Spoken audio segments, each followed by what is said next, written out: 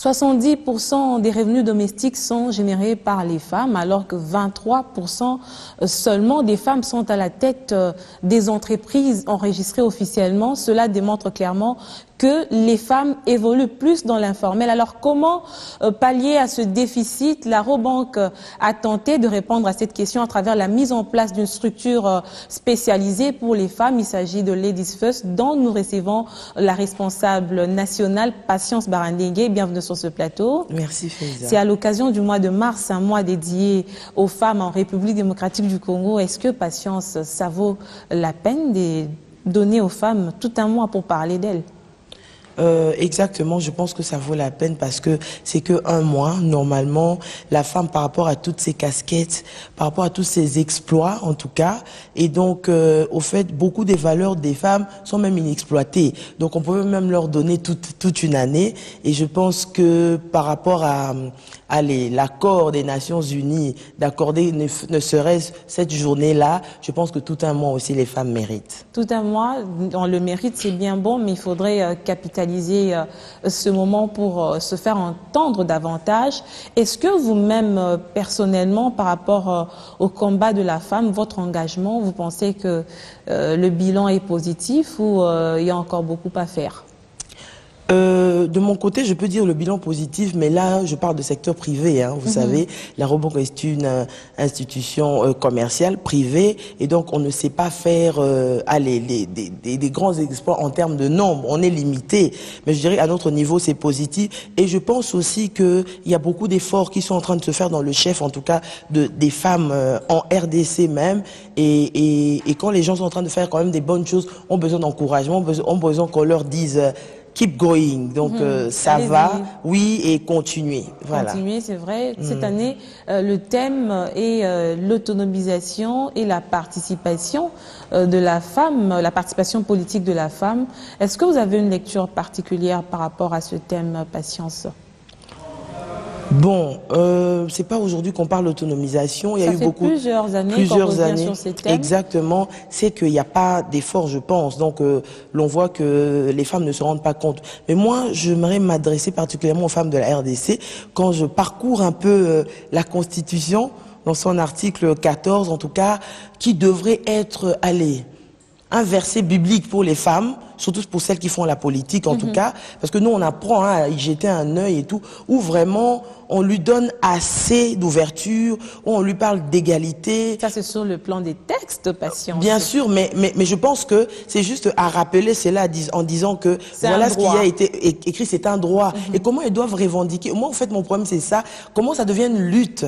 Ça ne devrait pas l'être fait, ça. Vous êtes d'accord avec moi? Donc, juste se référer à cette Bible-là de la Constitution, en tout cas, toutes les femmes devraient réciter l'article 14 là et dire qu'on a parlé d'égalité, on a déjà des droits et tout, allons-y sur l'échelle locale, sur l'échelle nationale, mais la difficulté seulement c'est que, voilà, les femmes ne votent pas pour les femmes. Oui, ça c'est ça qui est vraiment dommage parce qu'on représente quand même, je pense, 52% de la population, c'est quand même énorme. Et donc si maintenant toutes ces femmes-là qui représentent ce pourcentage en population votaient pour les femmes, on n'aurait même pas à crier tout le temps, ce serait vraiment des mérites. Donc voilà, je pense que l'on devrait changer de cible ou comment, la manière dont vous parlez, ça veut dire que aujourd'hui nous attelons plus sur le combat de la femme, le combat sans trop vouloir chercher le vrai problème, c'est ce que vous dites. En quelque sorte, c'est-à-dire que les problèmes, nous les vivons, les solutions, nous les avons nous-mêmes. Et donc, au lieu de tout le temps faire des plaidoyers et tout ça, faire des remises en question, utiliser ce qu'on a d'abord et tout, et puis après, voir après si on a besoin d'apports extérieurs ou de l'autre genre, si je peux dire. Patience, ça fait 5 ans que Ladies First existe, dont vous êtes la responsable. Avant de parler des réalisations, avant de parler des perspectives, d'où est venue l'idée de mettre en place cette banque spécialisée pour les femmes? Alors, tout est parti d'un financement au fait que nous avions reçu de AFC, qui est une filiale de la Banque mondiale, qui a donné un prêt de 7 millions à la Robank en disant de refinancer les activités des petites et moyennes entreprises. Vous savez, les petites et moyennes entreprises, c'est eux qui créent l'emploi et les richesses. Ce sont le moteur de l'économie du pays. Et donc, il fallait se lancer dans ce marché-là qui était assez compliqué. Et donc AFC nous a outillés en assistant technique aussi, parce que c'était quand même trop risqué. Vous savez, les PME sont des personnes qui évoluent dans l'informel, ne tiennent pas de comptabilité fiable, etc. Il y avait beaucoup de défis. Et donc cette assistance technique nous a permis de comprendre les PME et donc de pouvoir proposer des services adaptés par rapport à leurs besoins. Mais seulement maintenant, au fait, on mettra, nous, un accent en voyant maintenant en interne. Au fait, on a dit PME en général, donc on n'avait pas précisé des sexes. Mais on va aller auditer notre portefeuille, on verra qu'on ne prêtait pas assez aux femmes. Déjà, il n'y avait pas beaucoup de comptes de femmes qui existaient à la Robank. Et c'est comme ça qu'on a décidé de créer un programme spécial pour emmener le plus de femmes à accéder aux services financiers et renforcer leur capacité managériale. C'est un détournement, ça. C'était destiné à autre chose. Ça veut dire qu'il y a eu quelque part une certaine pression pour que, ou vous avez remarqué un vide du côté des femmes. Ah mais non, mais là on parle toujours des PME, donc oui. C'est des femmes PME, donc les PME détenues par les femmes. C'est seulement, c'était une cible où, avec, comme j'ai parlé tout à l'heure, même des valeurs inexploitées des femmes, et donc aucune institution financière n'accordait de l'attention à ces femmes-là. Déjà pour elles aussi c'était compliqué, donc de venir dans le secteur formel avec toute la documentation, la paperasse, les femmes n'aiment pas passer du temps avec tout ça, et donc nous il fallait maintenant briser cette glace-là. En fait, on a senti un besoin de ce côté-là, mais l'argent, comme j'ai été destiné aux PME, on n'a pas bluffé, ce sont les PME. Ça continue à aider les gens qui sont dans les PME, mais spécifiquement les femmes. C'est quoi Ladies First? Ladies First est un programme. Aujourd'hui, en tout cas, la direction, par rapport à la considération et au volume d'affaires de Ladies First, il a carrément décidé que c'est devenu un segment de marché. C'est carrément un segment de marché, mais à la base, c'est un programme d'accompagnement à l'entrepreneuriat féminin. Ce programme vise 3 objectifs. Le premier, c'est améliorer l'accès des femmes aux services financiers. Le deuxième, c'est renforcer leur capacité managériale par des formations. Donc, nous vendons des services non financiers aussi. Donc, nous nous mettons en casquette de formateurs. Et le troisième, c'est améliorer leur accès au marché et à l'information. Je vois les opportunités d'affaires, le réseautage, etc., avec même les associations professionnelles. On va d'abord commencer par l'accès aux formations et tout. Comment ça se passe?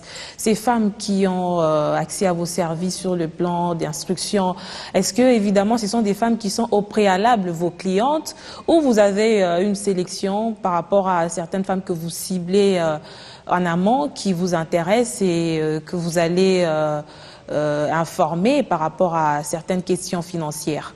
C'est clair qu'à la base, on ne peut offrir ce genre de service, ce service taillé, en tout cas, c'est ce que nous offrons à notre clientèle. Mais on s'est dit, allez, le marché des femmes entrepreneurs est comme un ballon de foot. Et celles qui sont avec nous, c'est qu'une poignée de ce ballon-là. D'où ouvrir le champ, c'est-à-dire même celles qui ne sont pas chez nous, mais à la base, c'est qu'elle doit être une femme entrepreneur, donc elle a des affaires qui existent, des affaires pérennes, qu'elle ait de documents, donc c'est-à-dire qu'elle soit formelle ou pas, qu'elle ait aujourd'hui le RCCM, qu'elle ait ce document ou pas, mais déjà le potentiel qu'on a vu par rapport à ses affaires, et donc on l'emmène même en formation, c'est-à-dire qu'on peut former avant la bancarisation, de vice-versa. Mais à la base, c'était un service dédié, une plus-value à notre clientèle, mais aujourd'hui, on offre ça même à celles qui ne sont pas clientes, et pendant les formations, elles acceptent Jésus. C'est-à-dire, elles se bancarisent avec nous. Ça, c'est ce que vous appelez accepter Jésus. Mais oui, au fait, parce que c'est comme si on prêche l'évangile. Vous êtes considérés comme des sauveurs de l'humanité, c'est ça? Et exactement. Vous savez, Faiza, je pense, ça fait 5 ans aujourd'hui, je suis trop fière parce que je parcours quand même, et je pense que on est quand même la seule banque à offrir ça. Et ça va tout seul, ça va tout seul. Je pense que bon, il arrive que nous fassions des émissions, communiquons sur les diffuseuses, mais ça se fait pas vraiment à grande échelle. Pour vous montrer à quel point où quand tu fidélises une cliente, donc une en amène une autre, et c'est trop facile. Et nous, on s'est seulement dit de vendre des services de taille, et après ça vient tout seul, donc elles se convertissent. Voilà. La culture de la bancarisation, c'est vrai que c'est un processus en République démocratique du Congo. Les gens n'ont pas, c'est à peine qu'on commence à mettre mettre de l'argent dans nos banques, mais c'est difficile pour certaines personnes d'y accéder par rapport à la sous-information, par rapport aux prétentions que les gens ont sur les banques. Est-ce que vous menez aussi une campagne particulière par rapport à ces femmes-là, par exemple des marchés, ce sont des PME aussi, elles évoluent dans l'informel. Est-ce que vous allez vers ces femmes? Exactement, moi je suis vraiment une personne de terrain. Oui, donc, on le sait. On vous a vu très active. Ah ok, donc voilà. Donc pour information, ce 8 mars, moi je serai avec les femmes de Kinkole. Et donc, je pense que la bancarisation, c'est quelque chose qu'on doit mettre dans les chefs de toutes les femmes, en tout cas, mais qui exercent, petite que soit, une activité génératrice de revenus. Donc, on oriente les personnes par rapport à leur portefeuille, c'est-à-dire que celle qui n'a que 20 $, qui tourne autour avec son pain, l'orienter à l'épargne. C'est toute une culture. Et donc, tout ça, c'est de la bancarisation, parce que l'épargne, c'est ce que l'on met de côté pour des besoins futurs. Et donc, on apprend à cette maman-là, cette culture de mettre de côté tout ce qu'elle a comme bénéfice, que ce soit 1 $ ou pas et tout. Donc, dans les Disfeus, on a fait beaucoup d'efforts, parce que normalement, en tant que banque, on ne pouvait pas, excusez-moi d'utiliser ce terme-là, de dire les petites gens, c'est-à-dire que c'est un peu de la microfinance. Avec les Disfeus, on fait ce qu'on appelle techniquement du downscaling. On est vraiment descendu parce que c'est un programme assez particulier. Il y a la Banque mondiale et tout ça. C'est un programme de développement. Il faut tenir compte de toutes les couches sociales. Voilà. Okay. Donc on ne reste pas par rapport à l'image dont les gens ont de la banque, c'est la banque seulement des gens qui ont beaucoup d'argent. Non, on fait du downscaling. Je fais les marchés, je fais les maraîchères et tout. Donc voilà. Je pense que cette culture de bancarisation, on doit aussi, nous, en tant que secteur privé, essayer de pérenniser cela. Qui parle d'appui financier en sous-entend quelque part l'accès aussi au crédit par rapport aux femmes. Est-ce qu'il y a une certaine flexibilité dans ce secteur-là? Parce qu'on a vu des banques crier, appeler les gens à venir vers eux. En termes de conditions, finalement, ça marche pas. C'est très difficile pour certaines femmes ou les communs des mortels avoir accès au crédit parce que généralement les pourcentages sont élevés, les conditions ne sont pas toujours accessibles pour tous. Est-ce que la Robank a une certaine facilité dans ces sens-là, particulièrement Ladies First? Exactement. Je pense que il y a la réglementation d'échange qui a changé, permettez de répéter cela. Et donc, et la Robank est la seule banque qui a fait beaucoup d'efforts. 2 fois, le taux directeur de la Banque centrale a baissé. Le taux directeur, c'est le taux que toutes les banques commerciales... On va aller avec des termes moins techniques. Hein. Ok. Au fait, on est dans le business, on est vendeur d'argent. Et donc, la Banque centrale, qui est notre régulateur, et donne un taux, disant, ok, personne ne peut aller aussi en deçà de ce taux-là, ou trop élevé, et donc vous utilisez ça pour vous revendre votre argent. C'est un peu comme une référence de toute voilà, okay. Voilà. Et donc 2 fois, en tout cas pour votre information, la Banque centrale a revu le taux directeur et donc aucune banque de la place a revu son taux d'intérêt pour les crédits. Donc vraiment, moi j'ose même dire, moi j'ose parler des chiffres parce qu'aujourd'hui moi j'ai un produit spécialement pour les femmes, le crédit avantage, où je fais du 10%, j'ose le dire vraiment à la télévision, jamais. À chaque fois que j'ai eu des conférences, des séances d'infos, des focus group avec les femmes, j'ai toujours dit à quelqu'un de me défier, c'est-à-dire de me dire, toi tu as eu un crédit dans une autre banque à ce taux de 10% l'an, viens me défier. Et moi je vais, c'est comme un peu les blancs disent. Vous êtes en deçà de 10%, mais non, si elle a eu en deçà, parce qu'il n'y a pas. Okay. Donc on est la seule banque à faire du 10% l'an pour des crédits, vous voyez. Et donc aujourd'hui, la Robank, si elle est chouchoutée, en tout cas par rapport aux bailleurs de fonds, parce que pas plus tard que hier, on a encore eu 10 millions pour faire du crédit habitat. Donc vous voyez comment les bailleurs de fonds sont intéressés à nous parce que nous fonctionnons d'une manière, je pense, parce que vous évitez que je parle de tout ce qui est technique, mais en tout cas aujourd'hui, nous sommes la seule banque qui, aujourd'hui, les bailleurs de fonds extérieurs ont jeté leur dévolu parce qu'ils voient comment on évolue. Leur avantage, c'est aller de faire écouler leur argent parce que c'est pas des dons qu'ils nous donnent, c'est des financements, des prêts à refinancer. Et donc, quand on a reçu aussi à un bon taux, on doit aussi refinancer à des taux attractifs et surtout pour les femmes. En tout cas, pour les... Et en termes de crédits, quand vous donnez ces crédits aux femmes, est-ce qu'il y a facilité de remboursement ou vous rencontrez des difficultés? Parce que c'est vrai, les femmes sont très fortes dans l'entrepreneuriat, mais il y a aussi de ceux-là qui relèvent certaines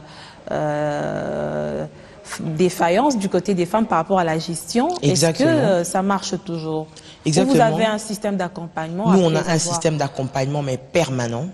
Parce que déjà, dans la formation, on leur apprend déjà comment être éligible à la Robank. C'est-à-dire que tu fasses ton demande de financement, que tu présentes ce qu'on appelle business plan dans les normes de la Robank. Donc déjà, il y a ça en amont.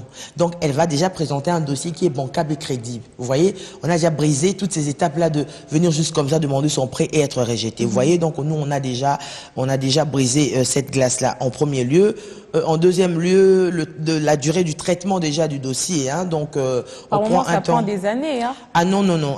Donc en tout cas, le maximum chez nous, 2 semaines, ça nous prend pour traiter et libérer un crédit. 2 semaines. Parce que déjà, on se dit, c'est une personne qui a été déjà préparée, vous voyez. Alors, maintenant, par rapport à la gestion aussi, c'est un travail énorme de pouvoir faire le suivi de quelqu'un. Parce que quand elle a suivi la formation, il y a ce qu'on appelle le coaching. Et donc, on fait après pour voir comment elle a implémenté les formations, comment ça se passe maintenant. Est-ce qu'elle tient maintenant une comptabilité ou des états financiers fiables? Donc, il y a tout ça aussi. Mais aussi à la personne maintenant, comment aussi elle implémente.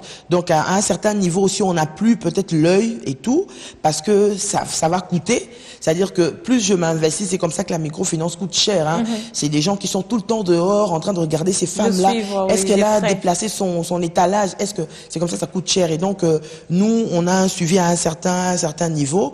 Et donc, c'est vrai qu'il peut y avoir des défauts de paiement, mais tellement que nous, nos clientes, tout le temps, nous avons des focus group. Donc, c'est que quand déjà tu sens que l'échéance qui arrive, l'échéance, c'est-à-dire que le mois là où tu devrais rembourser, mais tu sais que tu n'as pas réuni les $1000 que tu devrais rembourser, viens déjà voir la banque, qu'on essaie de faire un plan de remboursement ou qu'on essaie de faire ce qu'on appelle un rééchelonnement. Essayer de pousser un peu. Vous voyez, on reste humain, hein, donc ça reste patience, on me parle peu comme ça. Donc, il y a la relation humaine aussi avec la clientèle. Donc voilà, mais d'expérience. Hein, d'expérience, je suis en train de marteler sur l'étude, en tout cas, de la Grammy Bank, une banque en Inde qui n'avait prêté qu'aux femmes, qui avait dit que les femmes remboursaient bien. Aujourd'hui, moi, avec les Disfeuses, je peux aussi confirmer cela. Les femmes remboursent bien. Les femmes remboursent bien le crédit et tout ça. Donc, on peut avoir 2-3 dossiers à défaut. Mais en suivant, vous allez voir que c'est une femme qui, pour payer son crédit, dépendait d'une société qui devait payer ses factures. Et donc, maintenant, ce que nous faisons, donc, nous faisons le suivi. Donc, vous n'êtes pas d'avis de ceux-là qui disent que les femmes sont des mauvais gestionnaires? Ah, mais non. On va parler mauvais gestionnaire, mais on va juste regarder dans le foyer. Meilleurs gestionnaires dans les foyers, et donc si elles n'ont pas les skills, les compétences techniques, nous leur apportons ça par des formations. Vous voyez, nos formations sont adaptées à tous les niveaux. Vous voyez, nous n'avons pas des femmes qui ont tous la même capacité intellectuelle, donc nous adaptons. Quand je suis au Bas-Congo, j'ai une manière de faire mes formations. Quand je me retrouve dans un village, j'ai une manière, vous voyez, mais on adapte au niveau de tout un chacun, et ça marche.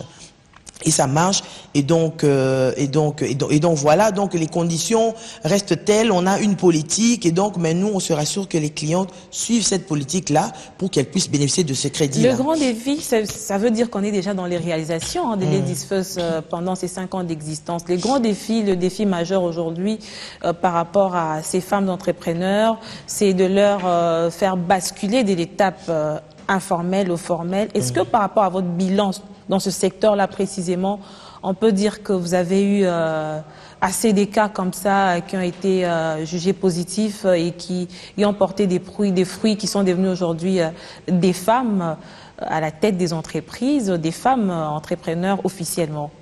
Alors, vraiment, donc je dirais vraiment bilan positif, parce que nous avons emmener beaucoup de femmes dans les secteurs formels. Donc vraiment, les Disfeuses, c'est un programme de développement, mais vraiment même pour le pays, parce que... Il faut dire qu'il y a aussi l'accompagnement du gouvernement avec l'ouverture du guichet unique, parce que certaines femmes se disaient, il y a beaucoup d'étapes. Mais oui, mais malgré cela, le guichet unique a fait aussi son travail. Ils font beaucoup de sensibilisation, mais nous, on est même allé jusqu'à mettre nous-mêmes un guichet au guichet unique. Tenez-vous bien. Donc oui, pour faciliter après l'ouverture. Exactement. Donc après formalisation et tout ça, elles ouvrent. Ça c'est votre stratégie de marketing, c'est pour. Mais non, parce que la loi l'OHADA a exigé, vous voyez, qu'il faut verser le capital en banque. Ok. Il fallait être proche, vous voyez. Donc nous, tellement qu'on travaille déjà dans la formalisation, on a un service d'assistance juridique qui est gratuit, qui s'appelle l'Euroconseil. C'est un service spécialement pour les First, pour les femmes, parce que il fallait les formaliser. Comment ça se passe? Les femmes viennent vers chez vous? Oui, ou oui, les femmes viennent chez nous et tout ça. Donc, comme aujourd'hui, pour créer un établissement, c'est 40$. Il y a un certain nombre de documents qu'il faut emmener. Elle emmène ses documents, elle emmène ses 40$. Mais cet accompagnement-là, au lieu d'avoir un avocat qui va te charger, parce que jusqu'aujourd'hui, hein, on les dupe toujours. On leur dit, il faut 200$. On dit, maman, non. En dépit 40. de toutes les sensibilisations faites à la télé sur l'ouverture. Exactement, exactement. Donc, en dépit de tout ça, et donc nous, on a toujours un travail encore en interne. En ouvrant ce service Conseil? Oui, ce conseil, c'est évidemment donc sur le plan juridique. Donc, nous, on emmène un accompagnement gratuit et donc les contrats. Les statuts, parce que avec le WADA, il fallait changer les statuts, les SPRL en SRL, et donc nous, on les a aidés dans ça. Notre service là est gratuit, mais pour les SRL, il faut payer 120$. La dame paye elle-même ses 120$, et nous, et vous voyez, ça fidélisait nos clients.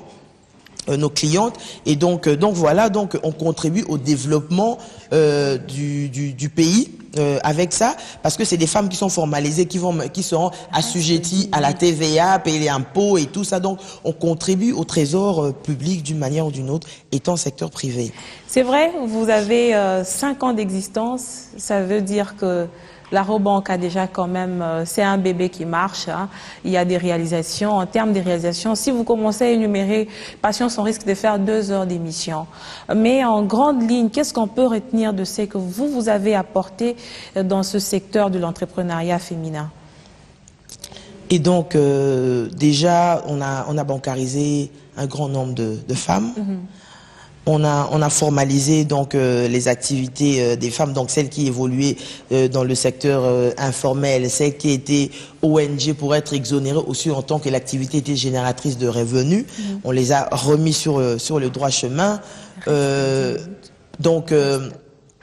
En termes de nombre, je dirais toujours des milliers, hein, pour ne pas donner des précisions exactes, des milliers de femmes formées, et donc qui aujourd'hui savent tenir des comptabilités, savent, quand on lui dit business plan, vous voyez, tout ce que vous me dites là, langage technique et tout ça. J'ai des femmes, là je viens de l'ICASI, Kolwezi, je viens de former des femmes là-bas, mais qui aujourd'hui ont le jargon, qui te disent business plan, elle sait ce que c'est. Quand tu dis état financier, elle sait ce que c'est. Et donc je parlais de formaliser, des femmes formalisées, des femmes bancarisées aujourd'hui qui font passer tout dans le circuit formel, c'est-à-dire qu'aujourd'hui, donc, l'État a un œil sur leur avoir. Ce sont des gens qui marchent dans la ligne, dans la ligne droite. Et donc voilà, donc pour ne citer que ça, par rapport à nos 3 objectifs, donc c'est que les femmes sont formées, elles sont bancarisées et leurs activités sont formalisées. Est-ce que vous pensez aussi aux femmes rurales? Excusez-moi, c'est de vous interrompre, mais c'est quand même une question qui me vient à la tête. Les femmes rurales, elles sont aussi très actives. Hein, sur exactement, c'est comme ça que j'ai dit que le 8 mars, moi je passe à Kinkole avec ces femmes-là du milieu rural. Donc j'aurai 2000 femmes à sensibiliser, parce que ce que je fais aujourd'hui, c'est quoi? Je ne sais pas moi-même en tant que banque atteindre ces femmes-là.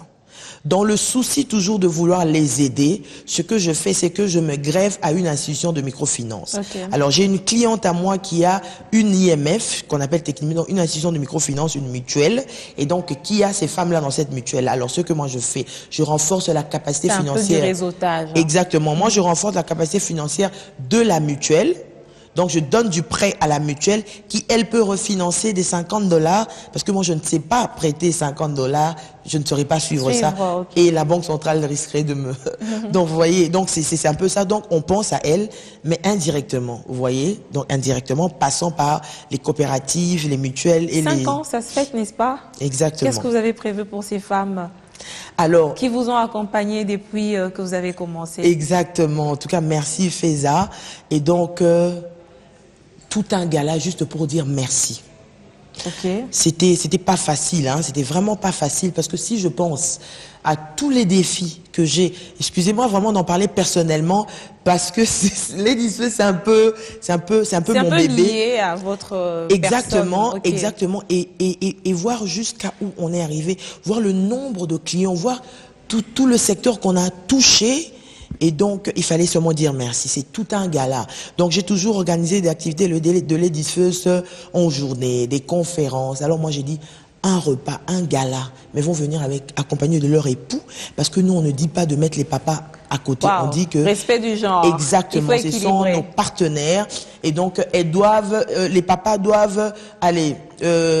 voir ce succès avec nous. Donc, on emboîte le pas du succès avec le papa à côté de nous, qui est nos partenaires. Aujourd'hui, avec les Ladies First, on a encouragé beaucoup de papas à travailler avec les mamans. Beaucoup de statuts ont été revus en donnant 50% des parts à la maman parce que le papa ne croyait pas. C'est la complémentarité. Il ne faut pas séparer l'homme de la femme. Exactement. Oui. Donc, un gala, ce 30 mars au Roméo Golf, un gala de remerciements. C'est même le thème du gala. Donc, on va dire merci à ces femmes de nous avoir fait confiance. Sinon, les Ladies First n'allaient pas être pérennes jusqu'aujourd'hui. Elles ont continué. Et donc, moi, jusqu'aujourd'hui, j'ai toujours dit, je cherchais cette personne-là qui a dit Bassi Batongarambo Kate parce que ces femmes-là qui ont... C'est parti d'un constat, il ne faut pas lui en vouloir. Mais parce que moi, je pars juste de cette base-là où, comme moi j'ai dit, je ne dépense pas beaucoup en communication parce que celle que je fidélise, on amène un autre. Je me retrouve dans une réunion de 100, demain, elles sont 200. Mais je vais encore vous prendre à mot patience parce que vous aviez dit au début que les femmes ne votent pas les autres femmes. Ça veut dire qu'il y a une certaine réticence entre Exactement, nous parce qu'on avait parlé vraiment politique par rapport au thème national et tout ça. C'est que... Mais ça nous rattrape dans tous les secteurs. Exactement. Mais seulement sensibilisation, mais autrement. Juste comme moi j'ai dit, moi je veux toujours ouvrir la Bible de la Constitution, leur dire pourquoi on se bat. Tout à fait. À dire plaidoyer de ceci, on va marcher. Pourquoi marcher? On a dit égalité. Moi, ce que je comprends par parité, si je dois faire un dessin à un petit enfant de 5 ans, parité, je vais l'expliquer, je vais dire 50 sur 50. Et donc, c'est 50. Et donc, pourquoi aller commencer à réclamer? Après, on va te donner du 30. Parce qu'il y a résistance, justement. Mais après, on va te donner du 30. Mais tu vas dire, oh yeah, on m'a donné du 30, mais tu méritais 50 à la base. Oui. C'est ça, c'est ça. Je pense que juste des sensibilisations, on ne peut pas se limiter à... Vous avez un peu vécu les contraires dans les secteurs économiques. Dans les secteurs économiques, c'est différent. A fait la force. Oui, parce qu'elle recommande aux autres le programme et tout ça. Voilà, moi j'ai suivi les formations et tout. Moi je pense que Bazo Tongamboka, en recommandant les autres. Maintenant, dans un autre secteur, c'est assez différent. Donc, mais je pense pour les 30, vous lancez, c'est un message que vous lancez à la télévision. Sachez que les gens ont suivi. Qui participe à cette soirée? Une Ladies First. Une Ladies Seulement. Seulement. Une Ladies First est une femme qui fait des affaires au Congo, qu'elle soit de nationalité étrangère, mais qui a son compte entreprise à la Robank. Que son compte soit à Njili, parce que la Robank est partout. Que son compte soit à Rond-Point Gaba. Elle est une Ladies First et ce gala-là... Pourquoi pas en province? Elles peuvent se payer des billets pour venir. Mais non, parce qu'on le fait toujours aussi en province. Ok, donc, ça sera aussi exactement. Donc, on va le faire partout où on est représenté. Ce qu'on fait aussi, c'est que les villes qui sont peut-être rapprochées, si je fais peut-être à Lubumbashi, je veux facilement inviter celle de Mujimai, c'est un peu plus proche, vous voyez. Donc, on utilise ça aussi.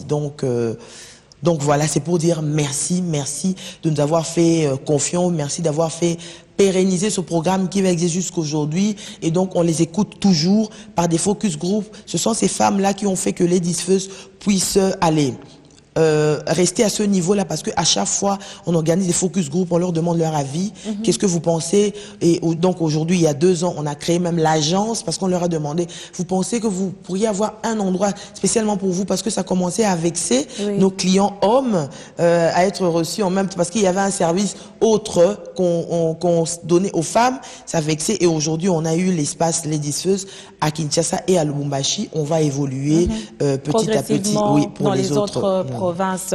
Et en termes de perspectives, patience, c'est vrai aujourd'hui, vous accordez des formations, il y a des crédits. C'est vrai que c'est un pas positif par rapport à ce que vous avez déjà eu à réaliser. Mais qu'est-ce que les femmes peuvent encore attendre de Ladies First? Alors moi je dirais, c'est la jeune fille que nous visons maintenant. Parce que la Ladies First future, c'est cette jeune fille qui a étudié à l'université. Ce sont ces jeunes filles-là qui... Mon bureau est plein de CV comme ça. Moi, je ne sais pas donner de l'emploi. Ma réflexion était, ok, tu as étudié la médecine, ok, tu as étudié l'esthétique, le stylisme, Pourquoi ne pas créer ta propre entreprise? Okay. Voilà où nous, on vient, on appuie, donc on emmène une formation. Donc on a tout un programme pour le deuxième semestre de l'année 2015, un programme pour les jeunes filles qui sont en terminale. Le cas déjà échéant, celles qui ont terminé l'année académique 2014. Et donc elles vont s'inscrire. Elles vont s'inscrire sur ce programme-là qui s'appelle Dream Comes True. Du rêve à la réalité. Le rêve, c'est quoi? Ce que tu as pensé, tu as dit, je veux créer mon atelier de couture. Et donc, la banque te forme à comment faire le business plan pour créer cette structure-là et le financement qui va suivre après. Donc, c'est un programme incubateur et tout qui va... Vous travaillez en partenariat avec les universités, vous allez lancer des messages? Exactement, on est déjà, donc en informel déjà, on est déjà avec les universités et tout ça. Donc, ça serait sur une échelle nationale, mais dans les villes où la Robank est déjà implantée. Voilà, ce serait ça la condition. Là où on n'est pas encore lancé, on ne ferait pas, désolé. Et donc, c'est un programme donc qui déjà en informel avait déjà commencé à fonctionner et tout. Et donc, ça sera médiatisé. De toute façon, vous serez informés parce que vous êtes notre partenaire. Ça, c'est vrai, vous avez raison. En quelques mots, j'aimerais que vous puissiez émettre un vœu par rapport à la femme, puisque le mois de mars est notre mois, mais aussi il ne faut pas qu'on puisse nous limiter à ce mois pour travailler ou pour intensifier nos messages. On a toute une année, 365 jours pour nous faire entendre, pour se mettre au travail. Qu'est-ce que vous diriez aux femmes qui sont très attentives en ces mois en train de nous suivre? Pourquoi pas les hommes aussi, hein, ils ont besoin de conseils.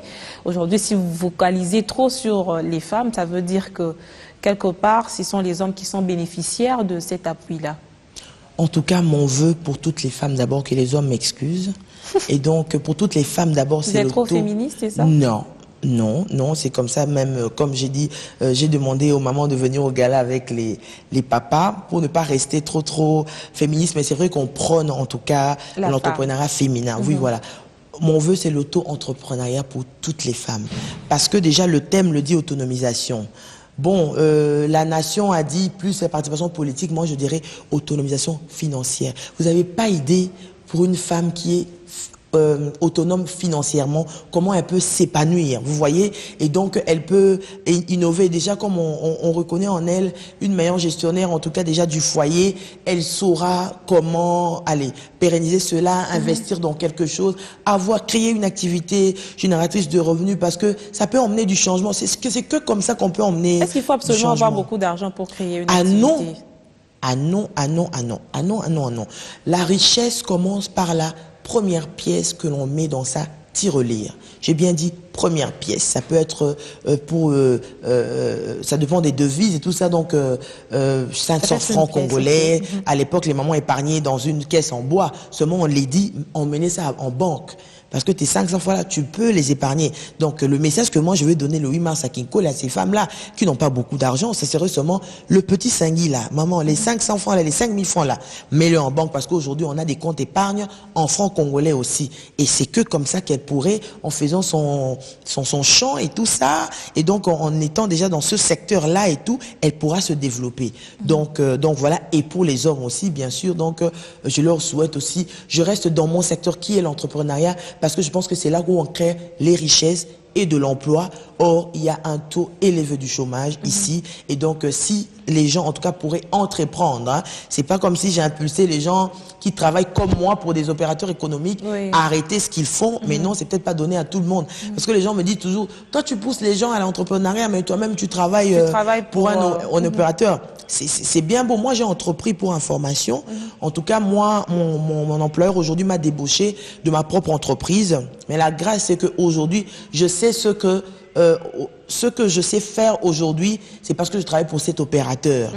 Moi-même, en tant qu'entrepreneur, j'avais échoué. Mais aujourd'hui, les skills, tout ce que j'ai appris aujourd'hui me permet à... Allez, c'est le succès. Vous devez venir le 30 mars pour entendre les témoignages.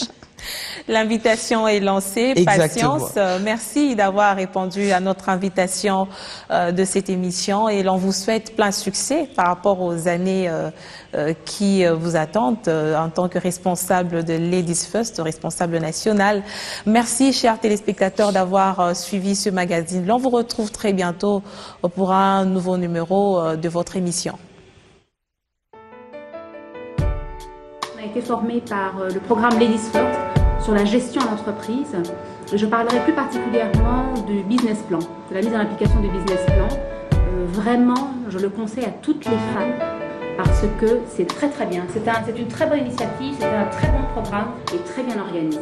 Je remercie Raobank pour ça. Grâce à Ladies First, Raobank m'apporte conseil dans la gestion de mon entreprise au quotidien. En tout cas, le programme Ladies First, c'est un programme qui est top makasi parce que fongoli moi si misu et pesi moi si compétence et pesi moi si mayele parce que les deux n'a pas ça mon bon n'a rien à cause de 10 millions à banque n'a pas ça 10 millions à mon côté parce que les amis encadré yango bomoni que tout si station à machine c'est quoi tout ça que n'a bibo.